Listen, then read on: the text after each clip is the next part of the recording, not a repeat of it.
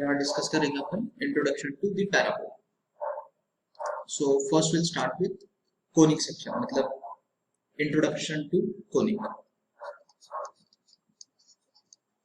Introduction to conic. So what we are trying to say over here is कि conic section को कैसे define करेंगे. तो any conic is a locus of a point जिसके लिए ratio of distance from a fix point and from a fix line is constant. तो पहले definition लिख लेते हैं, फिर मैं समझाता हूँ. That conic is a locus of a point for which ratio of distances from a fixed point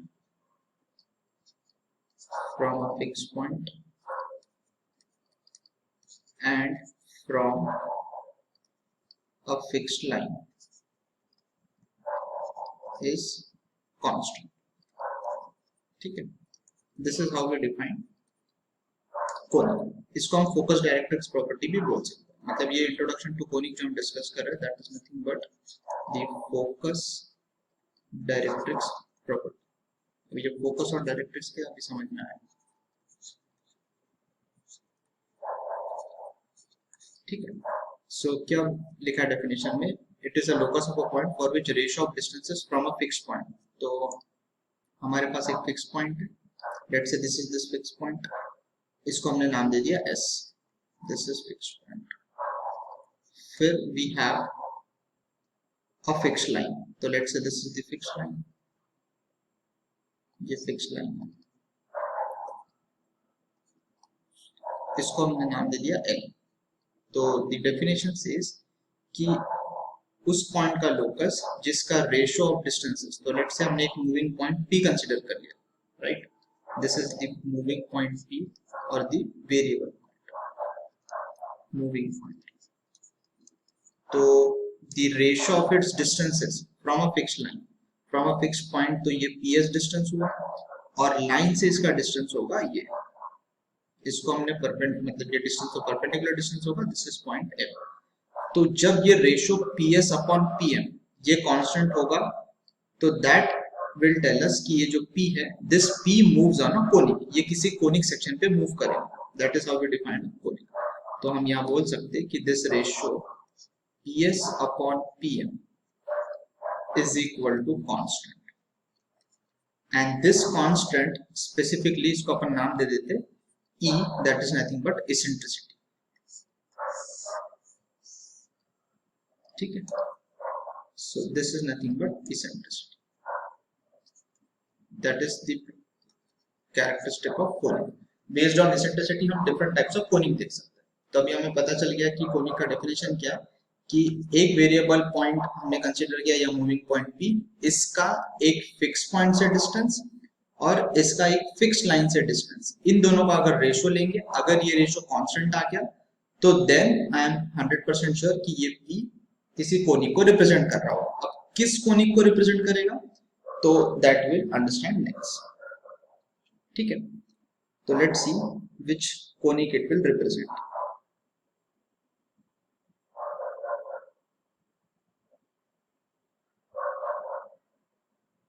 सो यहाँ पे अच्छा, ये जो फिक्स पॉइंट होता है इसका कुछ नाम होता है. इस फिक्स पॉइंट को अपन बोलते हैं फोकस. तो मैं यहाँ लिख लेता हूँ दैट द फिक्स्ड पॉइंट, जो कि हम यूजुअली S से रिप्रेजेंट करेंगे पूरे कोनिक सेक्शन में. This is nothing but focus, and this fixed line जो यहाँ पे हमने बना रखी है straight line, that is nothing but the directrix. इसको अपन बोलेंगे डायरेक्ट्रिक्स. तो ये वर्ड्स बहुत यूज होंगे, फोकस एंड डायरेक्ट्रिक्स. तो यहां से इसका स्टार्टिंग हो रहा है कि focus is that fix point and the fixed line is nothing but the directrix. चलो, अब everything depends upon this ratio PS upon PM. तो मान लो कि अगर नेक्स्ट जो अंडरस्टैंडिंग है कि ये रेशियो जो हमने लिखा PS अपॉन PM, जहाँ पे P इज दी पॉइंट जिसका हम लोकस की बात कर रहे हैं कोनिक सेक्शन, अगर ये इक्वल टू 1 हो जाए, मतलब we are saying that eccentricity E is equal to 1, तो जो लोकस होगा दैट विल बी पैराबोला, मतलब जो कोनिक होगा that will be a parabola. अगर रेशो 1 के बराबर है तो विल गेट अ पैराबोला। अगर ये रेशो लेस देन 1 आ गया, मतलब 0 से 1 के बीच में, तो if E is in between 0 to 1, तो तुम्हें लोकस जो मिलेगा that will be a ellipse. ठीक है, अगर ये इसेंट्रिसिटी 0 हो जाती है तो तुम्हें सर्कल मिलेगा। ठीक है, then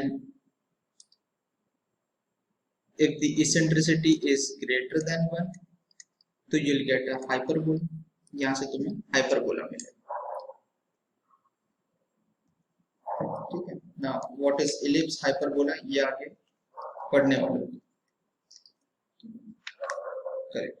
और स्पेसिफिकली अगर हम लिखना चाहें तो रेक्टेंगुलर हाइपरबोला भी कुछ होता है, और जो हम पहले पढ़ चुके हैं conic, pair of straight line, pair of straight line is also conic. तो अगर ये E इंफिनिटी को अप्रोच करे तो then will get a pair of straight line, POSL ऐसा लिख लिया, will get a pair of straight line, right. So depending upon this ratio हमें पता चल रहा है कि कौन सा कोनिक सेक्शन ये रिप्रेजेंट करें। ठीक है, नाउ मैथमेटिकली इस कोनिक सेक्शन की इक्वेशन क्या होगी उसको समझ लेते हैं अपन अभी। तो हमें अभी डेफिनेशन से रेशो पता, PS अपॉन PM जो रेशो है वो कांस्टेंट होना चाहिए for P to represent a conic section. Now we'll talk about the general equation of conic. So general equation of conic. ठीक है, तो यहाँ क्या है कि we'll start from that same point कि PS upon PM should be equal to E. ठीक है, तो यहाँ पे अपन पॉइंट को कुछ अज्यूम कर लेते हैं। सो ये सिनेरियो था हमारा, P था, देन वी हैड S और यहाँ पे M। ठीक है, तो P तो अपना वेरिएबल पॉइंट, लोकस के लिए इसको x, y या h, k भी बोलोगे तो बाद में इसको x, y से रिप्लेस ही करना है, तो चलो h, k लिख लिया हमने। ठीक है, फिर ये जो S है this is a fix point, तो इसको कुछ मान लिया हमने, a, b, alpha, beta, p, q, तो मैंने बोल दिया अल्फा, बीटा, राइट। और इस लाइन L, तो L का इक्वेशन कुछ अज्यूम कर लेते हैं, let's say y equal to ax plus b, ये अज्यूम कर लेते हैं। तो ax प्लस b मत लिखो, बाद में a और b आने वाला है, तो let's change it to something like mx plus p। ठीक है, राइट। तो यूजिंग दिस डेफिनेशन अब मैं यहाँ से क्या लिखूंगा, I'll write PS is equal to E times of PM। ठीक है, तो इसको स्क्वायरिंग करेंगे तो will get PS square equal to E square into PM square. हम क्या निकाल रहे हैं, हम इस P का लोकस फाइंड आउट करना चाहते हैं, तो यहाँ से लोकस कितना आएगा, H minus alpha whole square plus K minus beta whole square is equal to E square times of PM square. अब PM क्या है, PM देखोगे तो that is nothing but the perpendicular distance of P from this line. तो using the formula for perpendicular distance इसको लिखा जाएगा m into h minus plus p minus k upon under root of 1 plus m square, तो square होने के कारण ये under root नहीं आएगा, so this has to be 1 plus m square. ठीक है, ये आ गया, एंड चलो अंडर रूट लिखा मैंने यहाँ पे, तो यहाँ पे स्क्वायर लगा दिया। ठीक है, अब जब इसको सिंप्लीफाई करोगे ना, तो इसको सिंप्लीफाई मतलब ये दिख रहा है कि यहाँ पे अगर तुम अभी h और k को, अल्फा बीटा नोन है, E रेशो है वो भी पता है, कांस्टेंट है वो बेसिकली, P नोन है, M नोन है, तो everything is known, only H and K are the variable, तो इसको अपन x और y से सब्स्टिट्यूट कर सकते हैं, तो ये आ गया मेरा लोकस। ठीक है, now you can see that ये इक्वेशन उतना सिंपल नहीं है दिखने में, ठीक है, लेकिन हम इसको सिंप्लीफाई कर सकते हैं। तो इसको जब हम थोड़ा सिंप्लीफाई करेंगे तो ये किस फॉर्म में निकल के आएगा वो हम डायरेक्टली यहाँ पे लिख देते हैं कि once you simplify this will come down, या ये सिंप्लीफाई होके एक स्टैंडर्ड फॉर्म ऑफ इक्वेशन में निकल के आएगा। और दिख रहा है तुम्हें कि 2 डिग्री इक्वेशंस बनेंगी सब जगह से, एवरीथिंग इज इन 2 डिग्री। तो it will come down as ax², मतलब इसको जनरलाइज करके लिख रहे हैं, यहाँ पे a और b नहीं दिख रहा है, तो जो भी यहाँ पे x² का कोएफिशिएंट आएगा उसको मैंने मान लिया नाम a दे दिया। तो by² plus 2hxy plus 2gx plus 2fy plus c equal to 0. So this is a general 2 degree equation, ये हमने पेयर ऑफ स्ट्रेट लाइन में भी देखा था। तो this 2 degree equation represents a conic section, ठीक है। तो this is 2 degree equation, और ये कहाँ से आया, इसको सिंप्लीफाई करने से। तो this is a 2 degree equation and it represents a conic। तो ये आ गया मेरा जनरल इक्वेशन ऑफ कोनिक, ठीक है। This is the required general equation जो हम यहाँ पे देखना चाहते थे। अब ये जनरल इक्वेशन किस कोनिक को रिप्रेजेंट करेगा मुझे कैसे पता चलेगा? अभी तो हमने ऊपर इसेंट्रिसिटी के बेस पे डिस्कस कर लिया था कि इसेंट्रिसिटी इतनी होगी तो इतना आ जाएगा, ये कोनिक रिप्रेजेंट होगा बेसिकली। अब बेस्ड ऑन दिस हम कैसे बताएंगे कि which is the conic it is representing? तो उसके लिए we define a quantity called delta. तो ये डेल्टा क्या रिप्रेजेंट करते हैं अपन? We represented by ABC plus 2FGH minus AF² minus BG² minus CH², ठीक है। या तो हम इसको डिटरमिनेंट फॉर्म में भी लिख सकते हो, डिटरमिनेंट फॉर्म में याद किया होगा तो determinant form is also fine, right. तो फिर से थोड़ा सा पीछे जाके इसको देख लेते हैं कि हमने क्या किया। PS/PM रेशो लिखा, वहां से P का लोकस निकाला, वो इस तरह की इक्वेशन बनेगी। और मैंने यहाँ पे तुम्हें बोल दिया कि इसको सिंप्लीफाई करके तुम इस थोड़ा ढंग के फॉर्म में लिख सकते हो, ठीक है। जहां पे ये 2 वगैरह क्यों आ गए? क्योंकि वो सिंप्लीफाई करने के लिए 2 का बाद में फैक्टर हमेशा डिवीजन में चलने से अच्छा उसको यहाँ पे मल्टीप्लाई करके लिख दिया। तो ये इक्वेशन आ गई। Now this is the equation of conic. तो ये इक्वेशन ऑफ कोनिक है, तो अभी हम ये समझ रहे कि किस कोनिक को रिप्रेजेंट करेगा। फाइन। तो डिपेंडिंग अपॉन डेल्टा अभी अपने को पता चलेगा। तो एक चीज तो हमने पढ़ रखी है कि मान लो ये डेल्टा कभी 0 हो जाए, तो अगर ये डेल्टा 0 हो गया तो क्या मिलता है? We get a pair of straight line, that is POSL। और अगर डेल्टा 0 ना हो तो फिर ये पैराबोला, हाइपरबोला, इलिप्स कुछ तो रिप्रेजेंट करेगा। अब वो क्या रिप्रेजेंट करेगा वो देख लेते हैं। So if delta is not equal to 0 तो ये क्या रिप्रेजेंट करेगा? तो this will represent a parabola. Parabola तब रिप्रेजेंट करेगा if the value of h² is less than AB, sorry h² equal to AB पे ये पैराबोला रिप्रेजेंट करेगा। h² इक्वल टू AB जब होगा, अच्छा h क्या है यहाँ पे? ये कोएफिशिएंट में दिख रहा है, xy के कोएफिशिएंट में 2h लिखा है, तो यहाँ से हम h पिकअप कर रहे हैं। और a और b क्या है? Coefficient of x² and y²। So h² equal to AB होगा, तो this will represent a parabola. Then it will represent an ellipse. जो इसेंट्रिसिटी 1 की बात की थी, तो इसेंट्रिसिटी 1 को अभी इससे रिलेट कर रहे हैं कि h² equal to AB equation की फॉर्म से देख लिया कि ये पैराबोला कब रिप्रेजेंट कर रहा है। फिर ये इलिप्स को रिप्रेजेंट करेगा if the value of h² is less than AB, और ये एक हाइपरबोला को रिप्रेजेंट करेगा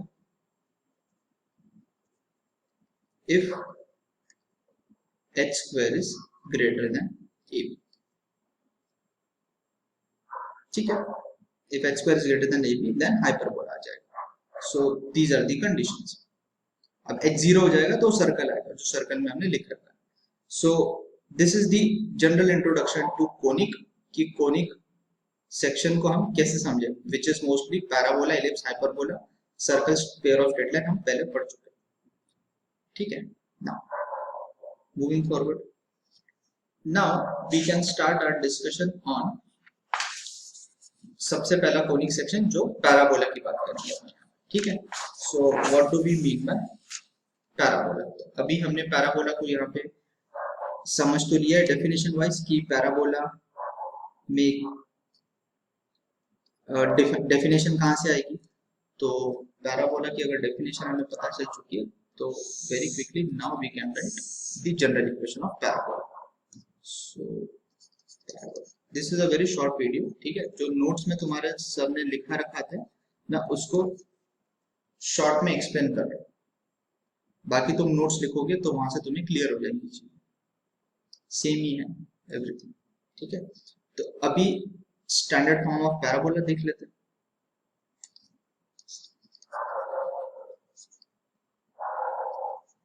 तो स्टैंडर्ड फॉर्म में क्या है, अभी जो हमने डिस्कस किया उसी के साथ स्टार्ट करेंगे कि द डेफिनेशन वाज कि फिक्स्ड लाइन, एक वेरिएबल पॉइंट, एक फिक्स्ड पॉइंट है। अब ये s को मैं बार बार फिक्स्ड पॉइंट लिखूंगा नहीं, ये अंडरस्टूड है अभी, ये p और ये s और ये परपेंडिकुलर है, ठीक है? तो हमने लिखा था ps अपॉन pm और पैराबोला है तो ये इक्वल टू 1, तो लिख लेते हैं x, y इसको, ठीक है? एंड लेट्स से कि ये जो डायरेक्ट्रिक्स है इसको थोड़ा डिफाइन कर देते हैं।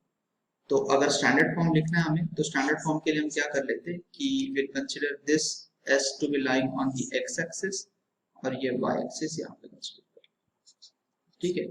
दिस इज द डायरेक्ट्रिक्स जो यहाँ पे तुम्हें दिख रहा है।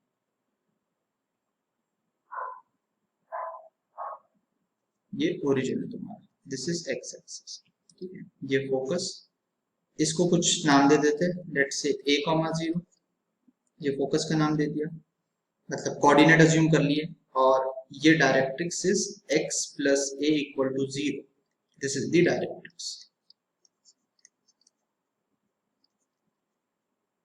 ठीक है? तो ये जो p होगा, this is now going to represent the parabola, तो the ratio ps will be equal to pm for parabola.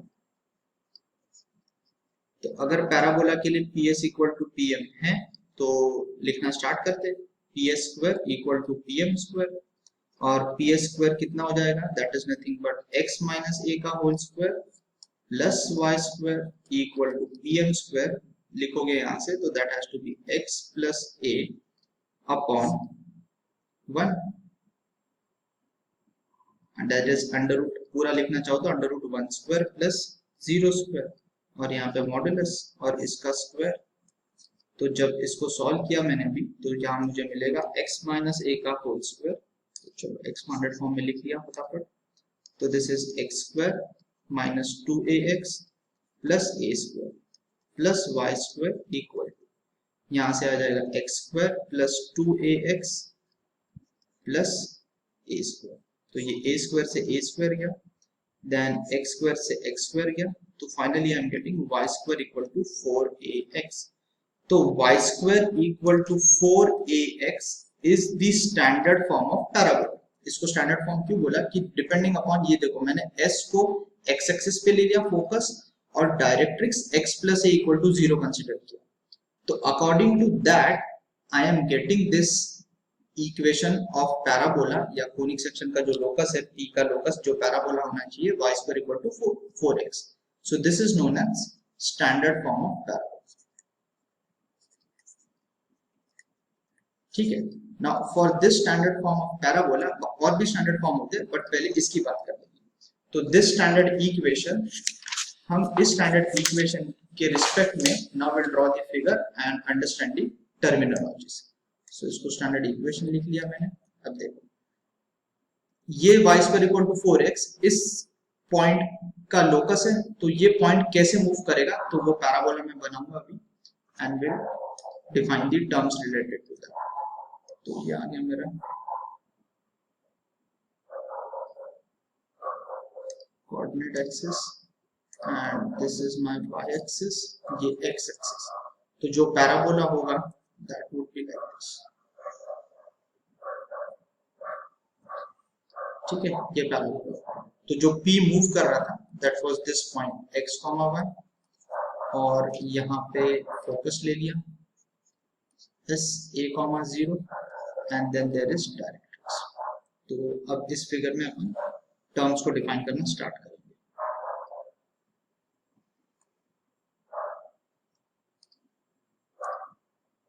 तो this distance that is PS and PR ये डिस्टेंस है, ठीक है ये, and this is the directrix which is x equal to -a। तो इस point का कोऑर्डिनेट हो जाएगा -a, 0 and this is origin 0, 0। तो सबसे पहला टर्म, ठीक है। तो with respect to this will now start writing the terminologies.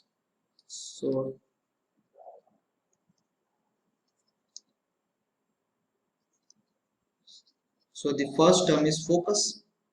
Standard equation के comparison with respect to the standard equation, the focus, ठीक है। तो focus of the parabola तुम्हें दिख रहा है कहाँ होगा, क्योंकि focus के बारे में हम पहले डिस्कस कर चुके हैं कि focus of a parabola को कैसे डिफाइन करेंगे। तो that fixed point what we were talking about is nothing but the focus, तो that is S A, 0।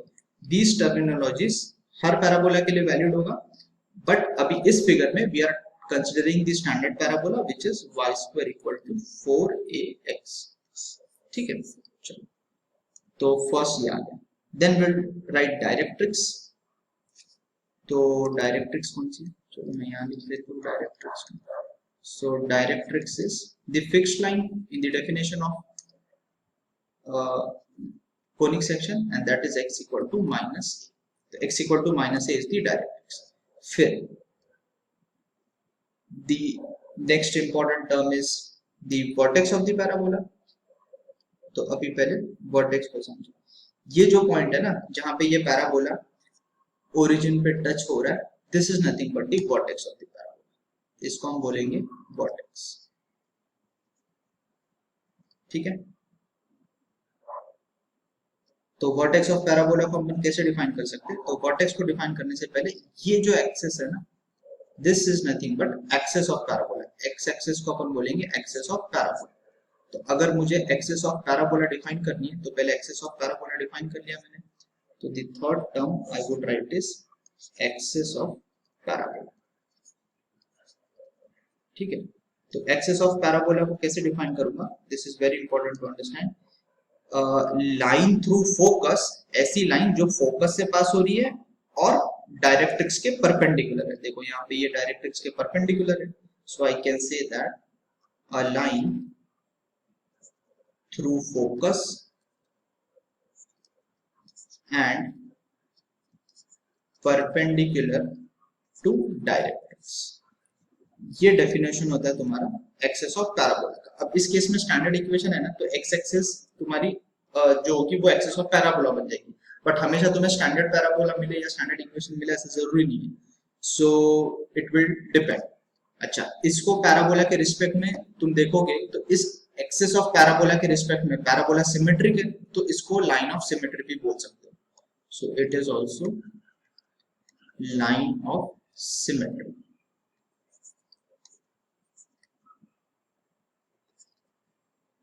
ठीक है। तो this is the axis of parabola and for the standard equation what we have written, this is nothing but the x axis, y square equal to 4x के। चलो इतना समझ में आ गया, तो अभी अपन आगे बढ़ते हैं and then will talk about the vertex of parabola. So vertex of parabola को बहुत इजीली मैं डिफाइन कर सकता हूँ, जो मैंने फिगर में शो किया है, that is nothing but origin in this case. So vertex is nothing but point of intersection of parabola and axis of parabola. So point of intersection of parabola and its axis, and its axis बोलने का मतलब axis of parabola, इसको मैं vertex define करूंगा, ठीक है। then fifth is foot of directrix, foot of directrix लिख लेते हैं। तो foot of directrix तो समझ में आ रहा है कि ये डायरेक्ट्रिक्स पे कोई पॉइंट होगा, ठीक है। तो this is nothing but point of intersection of directrix and the axis, this is foot of directrix, ठीक है। ये सारी टर्म्स इंपॉर्टेंट है, एक बार समझोगे तो इट विल बी इजियर। तो इसको मैंने लिख लिया point of intersection of directrix and axis, ठीक है। then sixth sixth is double ordinate. ठीक है, डबल ऑर्डिनेट को डिफाइन कर लेते हैं। तो डबल ऑर्डिनेट से भी पहले फोकल कॉर्ड को डिफाइन कर लेते हैं। ठीक है, कॉर्ड तो एवरीवन अंडरस्टैंड्स, तो फोकल कॉर्ड। तो अब फोकल कॉर्ड का मतलब क्या हुआ कि ऐसा chord which is passing through focus, नाम में लिखा हुआ है focal, so this is chord passing through focus. ठीक है, तो अगर मैं फिगर में शो करना चाहूँ तो ये जो मैंने PS बना रखा है, अगर मैं इसको एक्सटेंड कर दूं तो वो फोकल कॉर्ड बन जाएगा। चलो तुम्हें एक अगर बना के दिखाना ही है तो this is the focal chord, FC shortcut, focus से पास हो रहा है इसलिए। Then seventh is double ordinate. Double ordinate को कैसे करोगे? Double ordinate is nothing but a chord perpendicular to the axis of parabola. Chord perpendicular to the axis of parabola को अपन बोलेंगे double ordinate. Chord perpendicular to the axis. अब तुम देखो कि परपेंडिकुलर टू द एक्सिस खूब सारी chords हो सकती है। तो अगर मैंने इस तरह से कॉर्ड बनाई और अगर इसको परपेंडिकुलर बोल दिया तो this is nothing but double ordinate. इसको DO बोल दिया मैंने शॉर्टकट में, डबल ऑर्डिनेट। अब इसके बाद डबल ऑर्डिनेट के बाद एक स्पेसिफिक कॉर्ड तुम देखो कि डबल ऑर्डिनेट के रिस्पेक्ट में सोचो तुम कि ये डबल ऑर्डिनेट क्या बोला मैंने, एक्सिस को परपेंडिकुलर कॉर्ड। तो अब एक कंडीशन ऐसे आएगा कि जब ये double ordinate perpendicular to the axis है ही, लेकिन ये फोकस से पास हो जाए, तो जब ये फोकस से पास होगा तो इसको स्पेसिफिक नाम मिलेगा and that specific name is latus rectum. तो ये लेटस रेक्टम इंपॉर्टेंट है। तो this is latus rectum, that is nothing but double ordinate through focus. तो डबल ऑर्डिनेट बोलते ही ये परपेंडिकुलर टू एक्सिस होना ही था, क्योंकि डबल ऑर्डिनेट उसी तरह से डिफाइन किया था हमने। तो a double ordinate which is passing through focus is nothing but the latest rectangle। तो उसको नोट कर लिया अपन ने यहाँ, latest rectangle। This is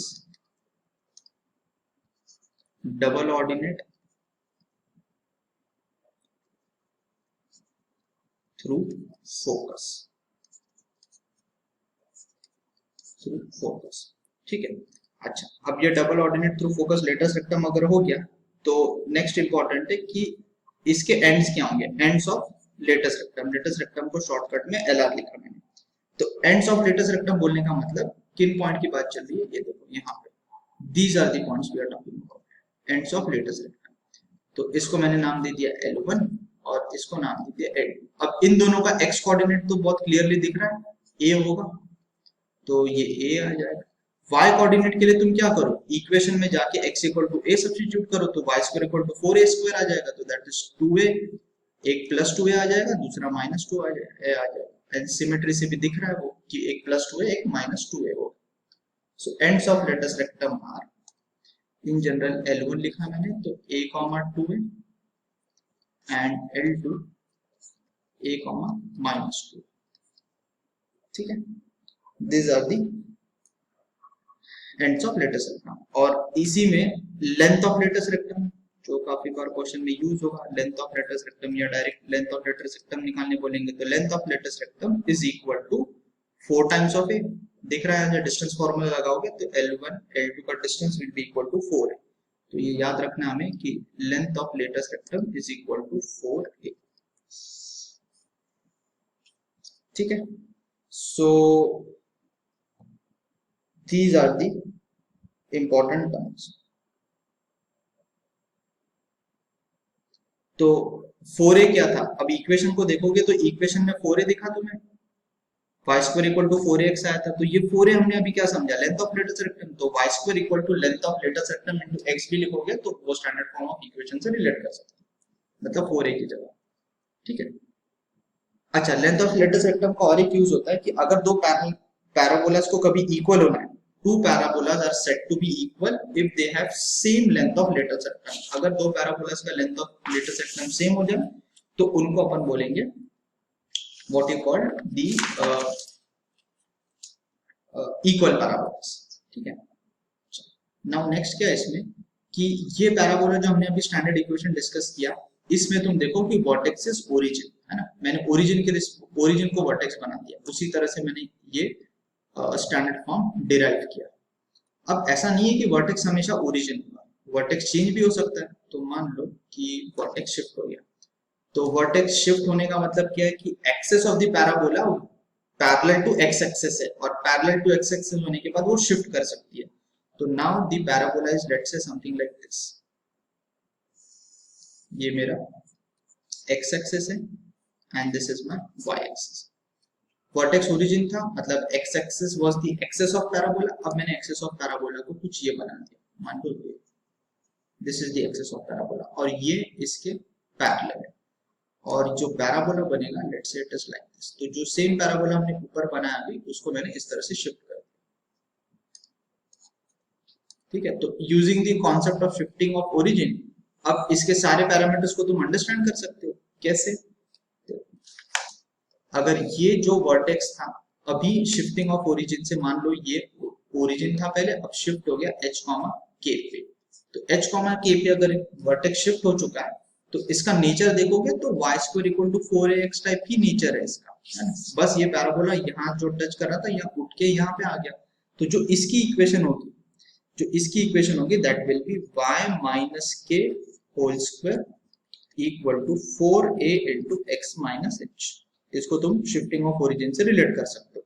तो इंपॉर्टेंट क्या है इसमें कि the vertex of this parabola is, चलो इसको थोड़ा इधर लिखते हैं अपन, कि इस पैराबोला का जो वर्टेक्स है दैट इज h k। ठीक है, उस केस में ओरिजिन था तो ओरिजिन सब्स्टिट्यूट करोगे तो y square equal to 4x मिलेगा। तो अगर मैंने पैराबोला को शिफ्ट कर दिया तो वर्टेक्स शिफ्ट हो जाएगा, and using shifting of origin का कांसेप्ट मुझे वर्टेक्स समझ में आता है। अच्छा, अगर इसमें वर्टेक्स ये हो गया तो इस पैराबोला के लिए देखो सारी चीजें, अगर तुम्हें एक्सेस लिखनी है तो एक्सेस क्या होगी, एक्सेस बहुत इजीली देख सकते हो, axis of parabola now is, उसमें एक्स एक्सेस थी मतलब y इक्वल टू 0, यहाँ पे है y इक्वल टू k, क्योंकि ये पॉइंट k है 0 k, तो axis is y equal to k। फिर इंपॉर्टेंट क्या है, फोकस, फोकस ऑफ पैराबोला देखो, तो फोकस क्या था पहले a 0, तो अब की बार क्या हो जाएगा, जो फोकस होगा a की जगह h a हो जाएगा। ठीक है, so the focus will be s h plus a k। तो सारे जितने भी पॉइंट्स थे जो y square equal to 4x को रिलेट कर रहे थे, उसमें तुम शिफ्टिंग ऑफ ओरिजिन वाला कॉन्सेप्ट यूज करके सारे पॉइंट्स को h k से शिफ्ट कर सकते हो। तो फोकस पहले a 0 था तो a में h का एडिशन, बिकॉज पैराबोला आगे शिफ्ट हो गया h यूनिट से, और पहले 0 था y कोऑर्डिनेट फोकस का, अब वो ऊपर शिफ्ट हो गया दिख रहा है k, तो h प्लस a k आ जाएगा। अच्छा, नेक्स्ट इंपॉर्टेंट इज डायरेक्ट्रिक्स। तो डायरेक्ट्रिक्स को भी शिफ्ट करो using the concept of shifting of origin. Directrix को कैसे शिफ्ट करोगे, पहले डायरेक्ट्रिक्स थी x equal to minus a, तो x की जगह क्या आएगा x माइनस एच, तो x minus h plus a equal to 0, ये डायरेक्ट्रिक्स हो जाएगी यूजिंग शिफ्टिंग ऑफ ओरिजिन फिर से।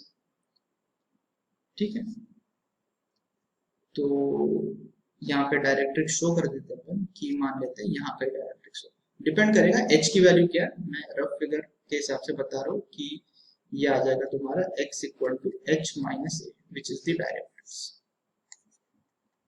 ठीक है, तो अगर पैराबोला को अपन ने शिफ्ट कर दिया with the axis being parallel to the x axis, तो ये सारी चीजें इस हिसाब से वेरी करनी है। चलो देन नेक्स्ट क्या है, नेक्स्ट है focal distance, focal distance and parametric point, उसका डिस्कशन कर लेते। क्वेश्चन तो तुम नोट्स से देख सकते हो, वहां से कुछ एक दो क्वेश्चन है वो देख लेना, मैं डिस्कस कर लेता हूँ focal distance.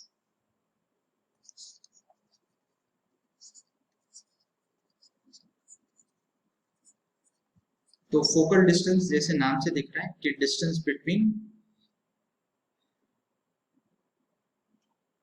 I mean to say कि focal distance of a point हम डिस्कस करना चाहते हैं, तो किसी भी पॉइंट ऑन पैराबोला का फोकल डिस्टेंस क्या होगा। तो स्टैंडर्ड पैराबोला है उसी के लिए अपन अभी समझ लेते हैं। तो पैराबोला ड्रॉ किया मैंने,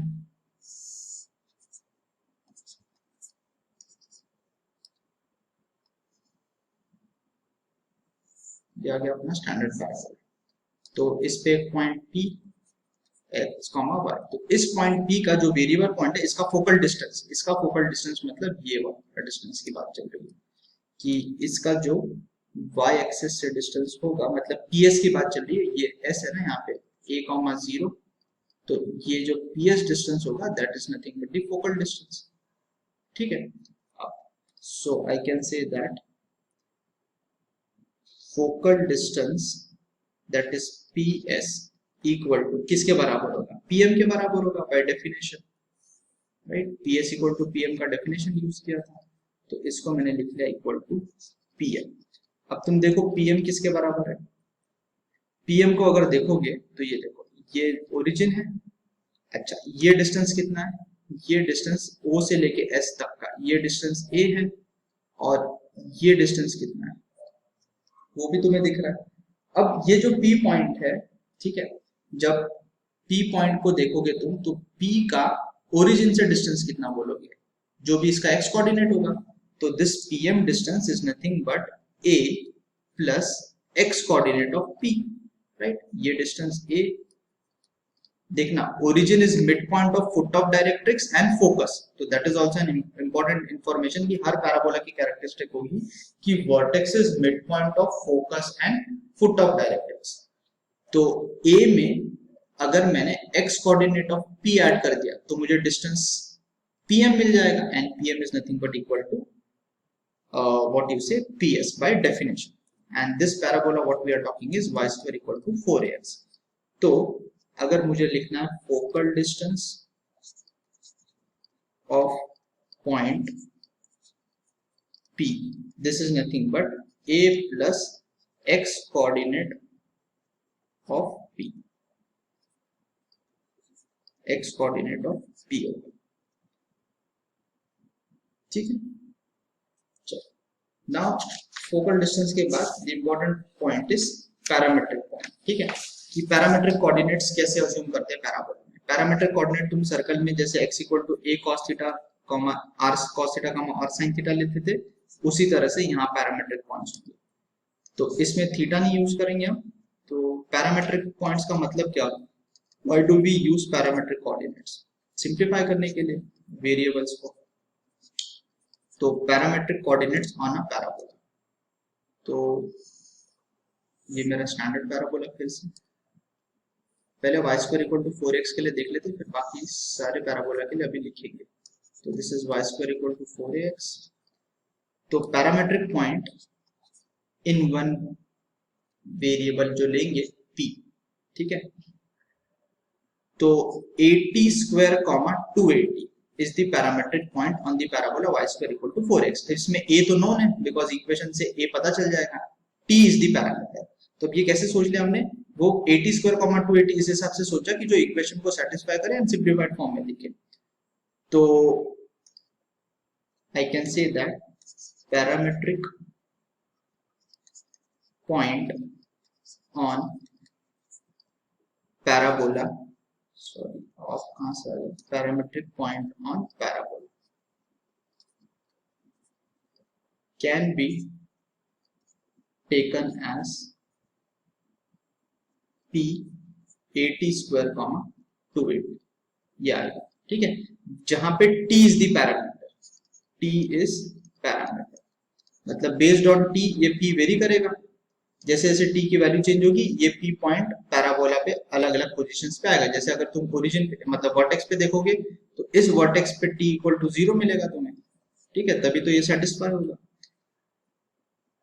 राइट। तो this is how we assume the parametric point. मतलब अगर तुम्हें एग्जांपल समझा के दिखाओ तो मान लो मेरे पास इक्वेशन ऑफ पैराबोला है y square equal to some 16x, तो यहाँ से मैं इसको लिख सकता हूँ y square equal to 4ax form में लिखना, तो 4 into 3 into x।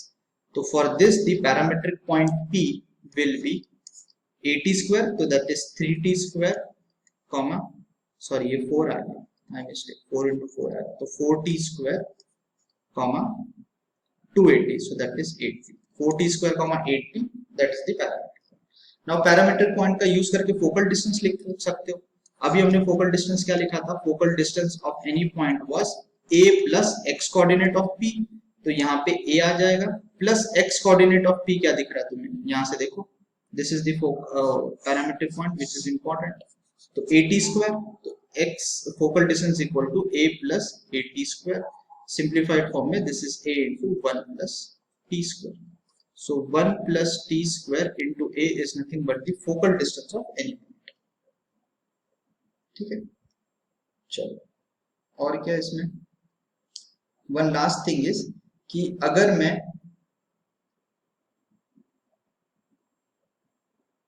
और standard other standard forms of parabola देखूं तो वो other standard forms of parabola क्या आएंगे, तो other standard forms of parabola, एक हमने y square equal to 4x ऊपर बनाया, तो जो बाकी के स्टैंडर्ड फॉर्म्स है उसको देखो एक एक करके यहाँ पे लिखता हूँ अभी। दूसरा आ जाएगा y square equal to 4ax के विज़ आ जाएगा -4ax। तो -4x मतलब ये अभी जो राइट साइड में खुल रहा था पैराबोला, अब ये लेफ्ट साइड में खुलेगा, तो ये इस तरह से पैराबोला है।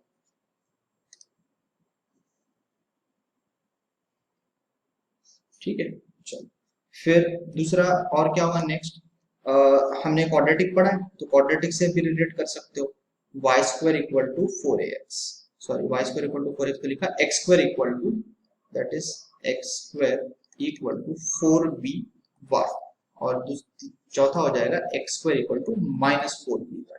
तो these are the next standard parabolas. अब x square equal to 4by को प्लॉट करने जाओगे तो पैराबोला टचिंग ओरिजिन, अब ये ऊपर की तरफ खुलेगा अगर b पॉजिटिव है ना, तो यहाँ पे मान के चल रहे b पॉजिटिव है, तो वो पैराबोला इस तरह से आएगा। और अगर मैं इसको देखूं तो this will be a parabola in the downward direction, क्योंकि यहाँ पे मैंने माइनस लिखा और मैंने बोला कि b मैं पॉजिटिव कंसिडर कर रहा हूँ, तो ये पैराबोला इस तरह से।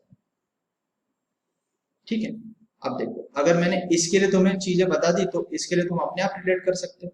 ठीक है, अब इसका फोकस देखो, इसके लिए जो फोकस होगा वो यहाँ आएगा y एक्सिस पे, that will B b comma sorry 0 comma b, उसमें a कॉमा 0 था, इसमें 0 कॉमा b आ जाएगा।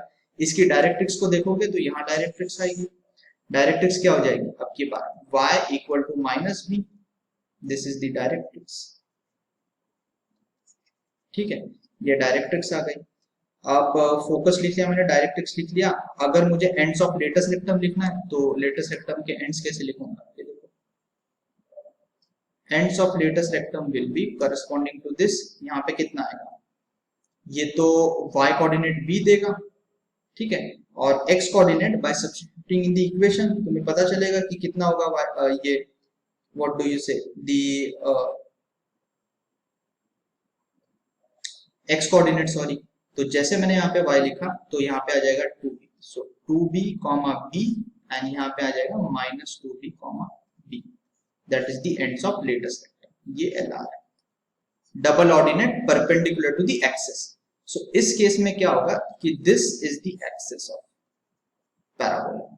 ठीक है, इस फिगर के लिए ऊपर में जो लिखे थे सारी चीजें वैलिड होंगी, मैं इसलिए मिडल वाले फिगर के लिए लिख रहा हूँ बिकॉज ये नया पैराबोला तुम्हें दिख रहा है। अच्छा, इसमें पैरामेट्रिक पॉइंट, तो पैरामेट्रिक पॉइंट भी इजीली लिखा जा सकता है। पैरामेट्रिक पॉइंट क्या लिखोगे, दैट इज इंपॉर्टेंट कि for this parabola the parametric point will be, ऊपर में 80 स्क्वायर कॉमा 280 लिखा था, in this case it would be 2bt comma bt square, x और y कोऑर्डिनेट चेंज हो जाएंगे, ऐसे भी समझ सकते हो तुम, इस इक्वेशन को देखो और इसको देखो, x और y इंटरचेंज हो गए, तो मैंने पैरामेट्रिक पॉइंट में वही कर दिया, और 2bt कॉमा bt स्क्वायर इसको सेटिस्फाई भी करेगा, तो दैट इज द केस। ठीक है, I think this much information is sufficient. और अगर लेंथ ऑफ लेटस रेक्टम लिखना है तो that is equal to 4b आ गया, तो I think this should help as an introduction, तो जितना सर ने वहां पे ऑफलाइन में पढ़ाया था। Thank you.